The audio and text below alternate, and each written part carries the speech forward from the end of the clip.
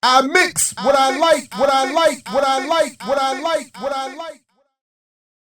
What's up, world? Welcome to another edition of I Mix What I Like right here at BPM. Like, share, subscribe, join our Patreon. All the links for all of that and more are in the show description. Let's get busy. So, as would be the case with this time of year, the winter solstice, among them, this season brings a lot of mythology with it, some of which is, of course, economic. So, just want to quickly look at a couple of things that have come in related to this time of year and the mythology we all know and love so much around here, these parts.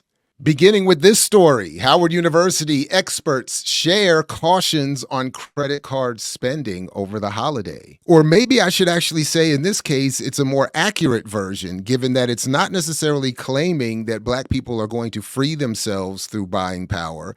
It is actually saying more accurately that buying power represents something good for the overall economy. And then they just go on to caution that, yes, Black people should go out and spend, and that there's a lot of effort, as I'll get into in a moment, to capture that spending. But they talk about it in terms of the overall economy and not the betterment just of Black people. So maybe to be fair here, more fair, this is a better discussion of it relative to the horrific state of affairs and or the horrific state of that ongoing conversation. So this says studies indicate that Black buying power will jump to 1.8 trillion in 2024. Now they don't reference any study, just throwing that out there. While surveys show that about 80% of Black spending revolves around essentials such as rent, food, commuting to and from work, and healthcare, competition for the other 20% of the Black consumer dollar is fierce. That is a good point, and I like the way they actually frame that, even though they don't cite any details about the 80% of spending, et cetera, and so forth. But what they do point out to is that there's competition for that 20% of what is considered discretionary spending in the Black community. And then they caution how those consuming should be careful about being lured into bad spending habits and overdoing it with the credit card. But then the discussion does accurately revolve around how this benefits the economy. Again, not consumers, not closing gaps in inequality, so on and so forth. It's just a matter of assessing what multicultural consumers plan to spend this holiday season and what it will mean towards the overall economy. $100 billion. $100 billion. The fuck is he talking about? So then similarly, this other story that just came out from the Pittsburgh Courier, we're back with the Black press, which is itself referencing the New York Amsterdam News. So it's sort of a revolving echo chamber within the Black press, but again, importing white conservative reactionary misunderstood data. So this story, somewhat appropriately, just puts a slightly more Black focused spin on even the previous story, which is itself similarly targeting Black audiences, but to make the point a little bit more directed, I guess, in saying to Black people to be a better Black consumer, in part by shopping with Black businesses. And here again is where the mythology around buying power gets brought up again, equally misunderstood, and then connected to some misunderstood and misreported data around Black businesses. But this story from just the other day in the New York Amsterdam News, again, makes the claim about Blacks having enormous spending power in 2019, the University of Georgia Selig Center for Economic Growth. Message! Is right back at it. Black businesses are growing, and again saying that Black buying power in 2024 will hit 1.8 trillion. So here we at least have a reference to a source, the Selig Center. And as I've also talked about and pointed out, that this comes to about 9% of all buying power in the United States, or $20 trillion. So again, that's a smaller percentage of all the buying power that is nominally monitored. Black people have a smaller percentage than are representative than Black people represent in the population, and yet somehow this is still turned into some message about power.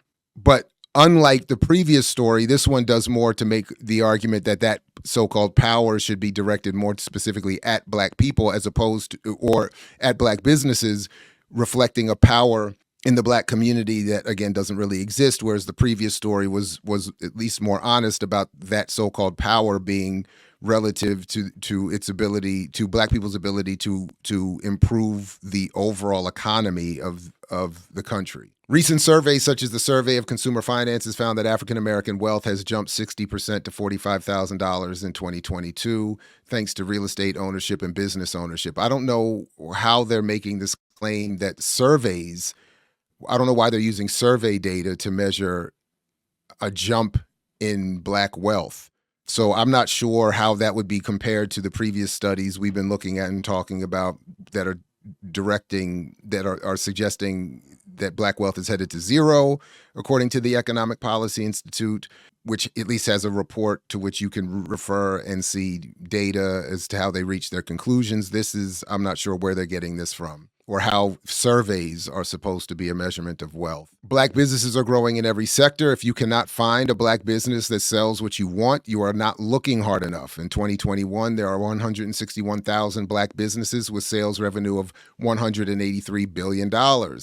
Black businesses employ 161,000 people and paid $53 billion in payroll wages. Again, I'm not sure where they're getting these numbers. I'll show in just a second where I think they might be coming from, and why I think what is written here is poorly framing the reality.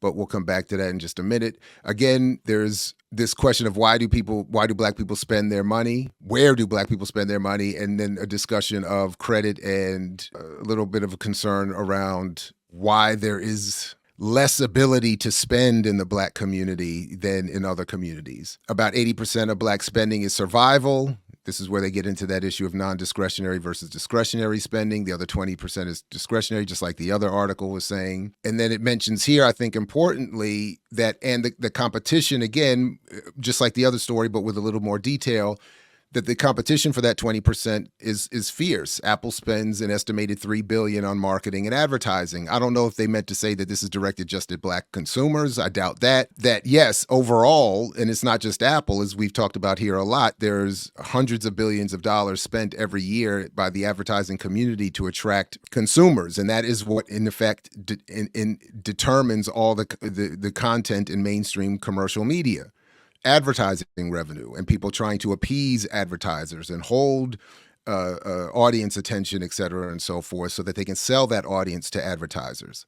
This article continues on, but again, uncritically, to say that there is relentless advertising for Black consumer dollars. This article is I think, so it's coming out of the Pittsburgh Courier Newsroom. It's ultimately attributed to, well, I guess this is the person's face that's representative of the Courier Newsroom. It's initially a story that was written by Chris Lee for Black Econ Biz, it looks like, and printed in the Amsterdam News and then in the Pittsburgh Courier, again showing the echo chamber effect of all of this. But it's a very confused angle that they're taking here.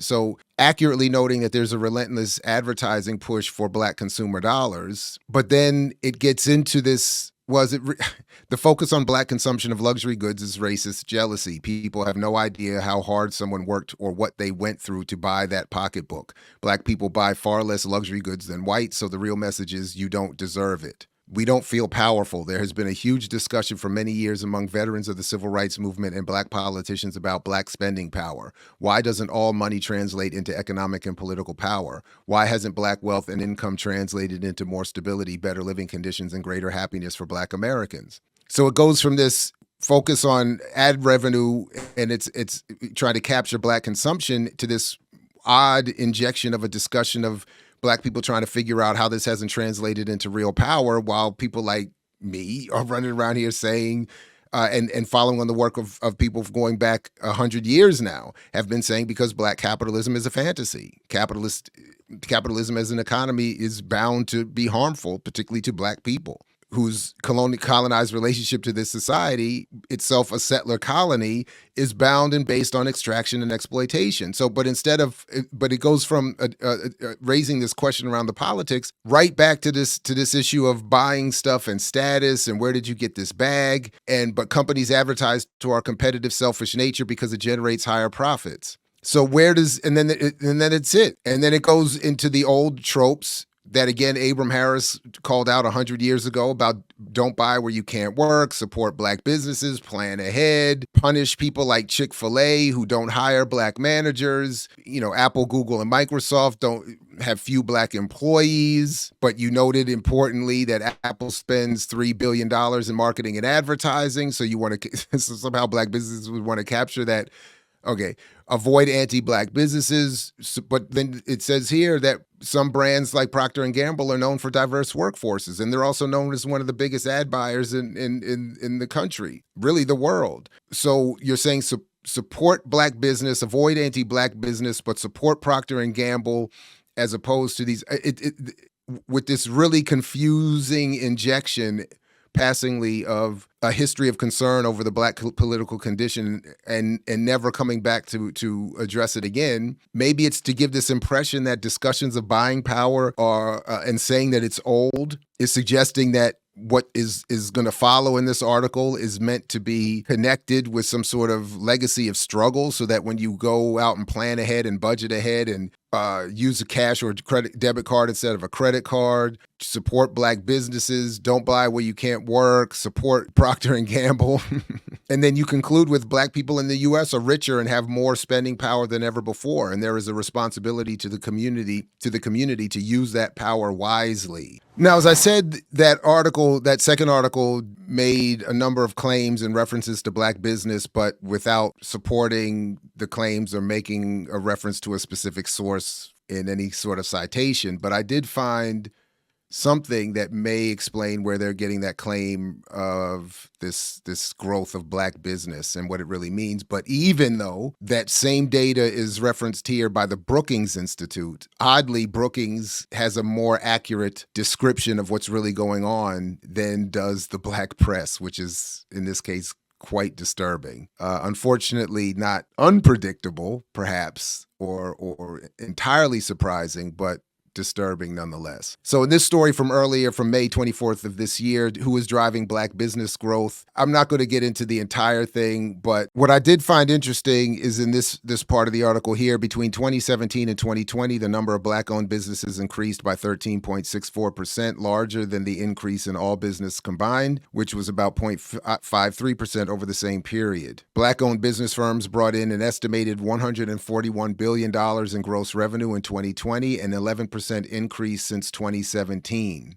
But this is what I thought is interesting to note here from Brookings that is not mentioned in the black press story that cites this similar data. If black business ownership continues to grow at a rate of 4.2%, it will take 256 years to reach parity with the percentage of black people in America, a timeline that leaves racial wealth gaps entrenched.